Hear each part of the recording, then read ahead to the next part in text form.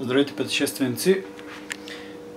Видеото в момента е за екипировката, така че погледнете за какво става въпрос. Така, ще започна с палатката, която е Wild Country Zephrys. Единична палатка е за един човек. Тежестта е 1,5 кг, което е може би някъде в средното ниво. След това имаме самонадуваемо шалте, около 600 грама. Чувал, спален чувал на пингвин. Може да видите, общо взето килограм, нещо не може да фокусира, но е може би повече летен вместо 3-сезонен чувал. Малък комфорт, надуваема възглавничка, щеки за ходене, гамаши, 2 чифта чорапи. Едните са по-спортни за по-горещо време и един чифт по-дебели чорапи, които са с мирносна вълна за по-студените райони по прехода.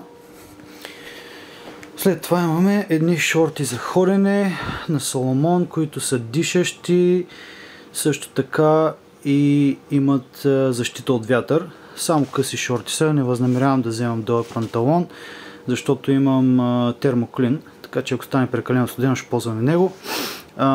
За моя много голямо очудване, вчера се взех риза, която предпазва от комари. Значи, не знам колко се вижда, но е против комари. Също така има слънчезащитен фактор. Ризата е на Крак Hoopers. След това имаме термоклин, термогорница, 2 чифта спортно бельо на Under Armour, за да отвеждат пота и без никакъв проблем с тях може да се изкара доста дълго време. Имаме една бандана. След това имаме шапка. Шапката обаче само иска да ви покажа. Значи отвътре има един малък слой или по-точно лента, поларена, която много затопля ушите и е много добра. Шапчицата е иначе чудничка. Чифт ръкавички, поларени. След това имаме на кеча дъждобранна горница, покривало за раница. Имаме срещу слънцето сламена шапка. Много добър вариант, защото лесно се сгъва и може да си я приберете абсолютно навсякъде. Покрай нея имаме и мрежичка за комари. Мрежичката за комари е общо взето безполезна, ако шапката ви няма тая периферия, нали, за да може да изкара мрежата настрани от лицето и да не ви хапят комарите. В Орегон евентуално ще има много комари в един определен участък, затова го вземаме. Също така и ризата. След това минаваме на системата за филтриране за вода, която е Sawyer Squeeze. Общо взето работи на принципа, пълнят се тези турбички, турбичката се свързва с системата и водата просто се изтисквате в чиста вода, се изтисквате в бутилката. Тук имаме турбичка, памучена за съхранение на храна. Може би е малко по-малка, не я прецених много добре, но това не е някакъв критичен фактор. След това имаме обувки, избрах туристическа обувка. Отдавна си ги нося на хай-тек, водоустойчиви са и в един момент, ако преценя, че ми скапват краката прекалено много, най-вероятно мога да спра в някой град, да ги пратя към човека, който ми помага в щатите и да си взема общо взето маратонки за планинска местност с по-голям грайфер. Раничката е на Ташев 40 литра, която е предостатъчно. Модел е вихрен. Не мисля, че имам някакви проблеми с място за хранение на екипировката и храна. Отгоре си имаме ни ластици, които евентуално ще държат, предполагам, или шелтето, или спалния чувал. А палатката ще е точно и тук отдолу с тези ремъци. Евентуално, ако някой иска повече луксове и да носи повече, но пък в крайна сметка трябва да сте колкото се може по-леки. така че 40 литра е достатъчно. Виждал съм хора, които са минавали прехода и с 35-6 литрови раници. Въпросът е просто какви луксове искате да носите с вас.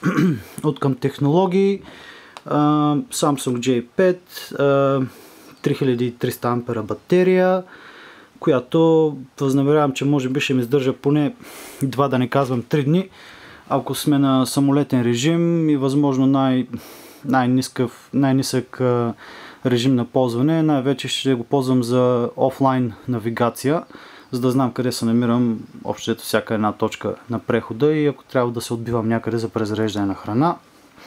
Едно трайподче за снимане. В момента камерата, с която снимаме, Panasonic LX5. Имам си отдавна. Мисля, че свърши работа. Малка и компактна. Взел съм и GoPro камерка. Не знам дали ще я ползвам, но ще го решавам може би по-близко до тръгването на прехода. Допълнителни карти памет. Избрах SD Micro, защото мога да ги комбинирам с телефона и си имат адаптер, ако искам пък да ги сложа в фотоапарата. След това е пауърбанката, която е GRE, мисля, че беше марката, 15 000 мА, които мисля, че са достатъчни поне за 4 зареждания на телефона. В същото време има соларен панел, който предполагам го виждате отгоре. Е много добър вариант, защото просто се закача на раницата през деня, докато си вървите и колкото и малко да зарежда е някакъв вариант.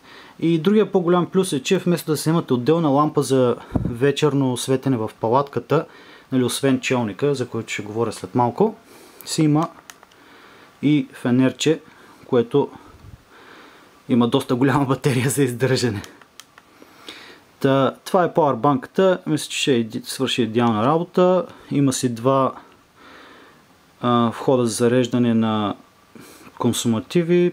Аз имам само телефон, така че надали ще ползвам повече, но както и да е. Кабелче за зареждане. Това са приставки към трайпода. След това компаса е подарък от сестра ми. Надяваме се, че няма да се наложи да го ползвам, но за късмет си го взехме. Челник, 5 салтика. Избрах него, защото има един по-добър режим на съхранение и ползване на батериите. В смисъл, че в началото започва с доста висока светлина и постепенно намалява и в този вариант ти дава шанс да, нали, осъзнаеш кога батериите започват да свършват, вместо да ти изключва директно. В смисъл да работи на по-малко часове, но с по-силна светлина. Този е точно по обратния начин. Нали, започва си силно и постепенно отслабва, нали, от самото ползване на батериите, но пък ти дава по-голям шанс да прецениш кога евентуално трябва да си вземеш нови батерии. След това четка за зъби, паста за зъби, нокторезачка, ножичка, най-вероятно ще се взема и пинцета за всеки случай, ако се наложи. Това е, не мога да кажа, че е крем, повече е като ролонче за слънчева защита. Буквално е като креда. В смисъл, че е леко мазничко, но не попива като стандартното масло за слънце и има 50 плюс защитен фактор. Един приятел ми удари, който го е ползвал в планината по време на спортни дейности, ски и борд, и каза, че наистина предпазва много и не пада от кожата толкова лесно, така че специално в Калифорния, в Южна Калифорния, при големите слънца, това ще свърши идеална работа. Това е едно кремче на Dermax, ползвал се го вече, върши страхотна работа за всякакви ранички, наранявания, пришки, охлузвания, на билкова основа е и е просто уникално. То ще е с мен и за момента мисля, че е това. Не знам дали изпускам нещо, но мисля, че не. Това е цялата екипировка. Храната няма съответно, но ще качвам и клипче за храната вече като пристигна в щатите и като направя едно проучване, евентуално каква храна ще купувам и по какъв начин ще презареждаме. Това е всичко за сега. Продължавайте да споделяте страницата, страхотни сте. Благодаря ви супер много и нека подкрепим спасяването на Пирин, така че всеки един коментар, всяко едно споделяне, хаштаг SavePirin и се чуваме. Утре заминаваме за щатите, така че толкова за сега. Довиждане. Чао, чао.